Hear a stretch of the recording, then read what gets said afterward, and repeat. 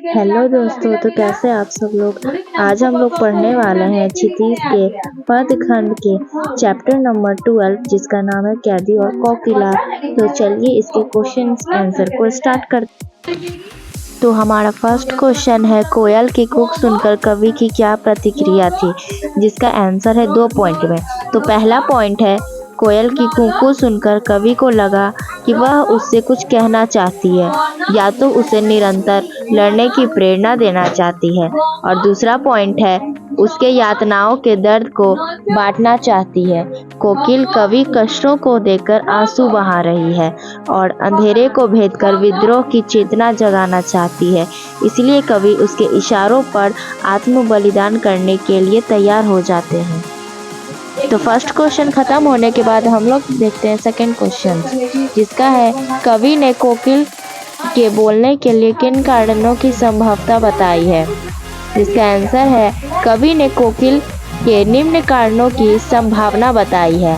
पहला पॉइंट, कोयल जेल में बंद क्रांतिकारियों की दुर्दशा के बारे में बताने आई है। दूसरा, कोयल कैदी क्रांतिकारियों को धैर्य और दिलासा देने आई है। तीसरा, कोयल कैदी क्रांतिकारियों के दर्द पर मलहम लगाने आई है। चौथा, कोयल पागलों की तरह आधी रात को चीख कर देश प्रेम की भावना को और मजबूत करने आई है। तो सेकंड क्वेश्चन खत्म होने के बाद अब हम लोग देखते हैं थर्ड क्वेश्चन, जिसका क्वेश्चन है, किस शासन की तुलना तम के प्रभाव से की गई है और क्यों। जिसका आंसर है, अंग्रेजी शासन की तुलना तम के प्रभाव से की गई है, क्योंकि अंग्रेजी सरकार की कार्य प्रणाली अंधकार की तरह काली है। यहाँ अंधकार शासन मतलब अन्याय से किया गया काम, अर्थात अंग्रेजी शासन अन्यायपूर्ण था। थर्ड क्वेश्चन खत्म हो चुका है और फोर्थ क्वेश्चन है हमारा, कविता के आधार पर पराधीन भारत के जेलों में दी जाने वाली यातनाओं का वर्णन कीजिए।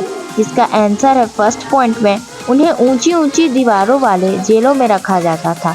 दूसरा पॉइंट, उन्हें 10 फुट की छोटी कोठरी में रखा जाता था। तीसरा, उन्हें भरपेट खाना नहीं मिलता था। चौथा, उनके साथ पशुओं जैसा व्यवहार किया जाता था। पांचवा, उन्हें बात बात पर गालियां दी जाती थी। छठा, उन्हें तरफ तरफ कर मरने के लिए छोड़ दिया जाता था। तो फोर्थ क्वेश्चन हमारे यहाँ पर खत्म होता है और फिफ्थ क्वेश्चन है, भाव स्पष्ट कीजिए, जिसमें हम देखते हैं क और ख।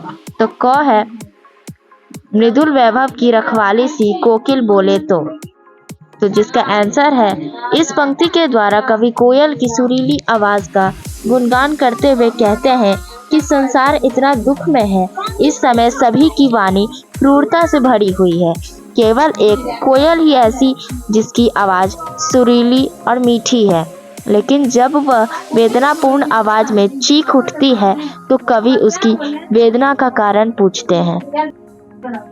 क के बाद ख क्वेश्चन है, मोट घींचता लगा पेट पर जुआ, खाली करता हूँ ब्रिटिश अकड़ का कुआं। जिसका आंसर है, इस पंक्ति के द्वारा कवि स्वाभिमानी पूर्वक कहते हैं कि वह अपने पेट पर फोल्हू का जुआ बांधकर चर्चा चला रहे हैं। कहने का तात्पर्य है, उनसे पशुओं जैसा सख्त काम करवाया जा रहा है। उनसे ब्रिटिश सरकार को एहसास हो गया है कि यह अत्याचार करने पर भी कुछ होने वाला नहीं है। और 6 क्वेश्चन है, अर्धरात्रि में कोयल की चीख से कवि को क्या अंदेशा है। आंसर, आधी रात में कोयल की चीख सुनकर कवि को यह अंदेशा होता है कि भारतीयों के आक्रोश एवं असंतोष की ज्वाला देख ली है। यह ज्वाला जंगल में लगे आग के समान भयंकर रही होगी।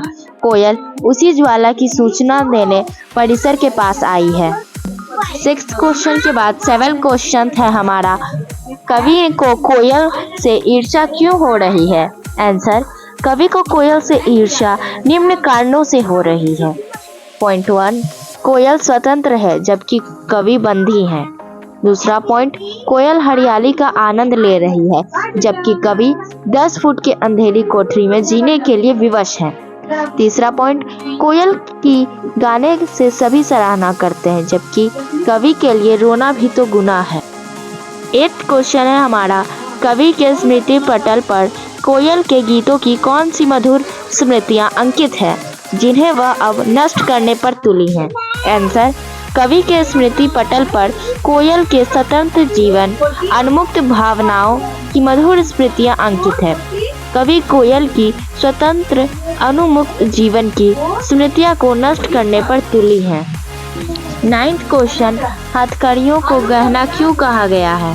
आंसर, चतुर्वेदी जैसी क्रांतिकारी ने अपना स्वतंत्रता प्राप्ति के लिए स्वयं प्रेरणा से संघर्ष का मार्ग अपनाया था। जेल को अपना प्रिय आवाज तथा हथकड़ियों को गहना समझते थे। उनका मानना है कि वह किसी गलत कार्य के लिए हथकड़ी नहीं पहनी पड़ी है, उन्होंने स्वतंत्रता के लिए इसे पहना है, जो गौरव की बात है, इसलिए उन्होंने हथकड़ियों को गहना कहा है। 10th क्वेश्चन, काली तू से लेकर ए काली। इन पंक्तियों में काली शब्द की आवृत्ति से उत्पन्न चमत्कार का विवेचन कीजिए। आंसर, यहाँ काली शब्द के निम्न अनेक अर्थ हैं। फर्स्ट पॉइंट, हथकड़ियाँ, रात, कोयल आदि का रंग काला बताने के लिए। दूसरा, अंग्रेजों के अन्यायपूर्ण कारनामों को बताने के लिए।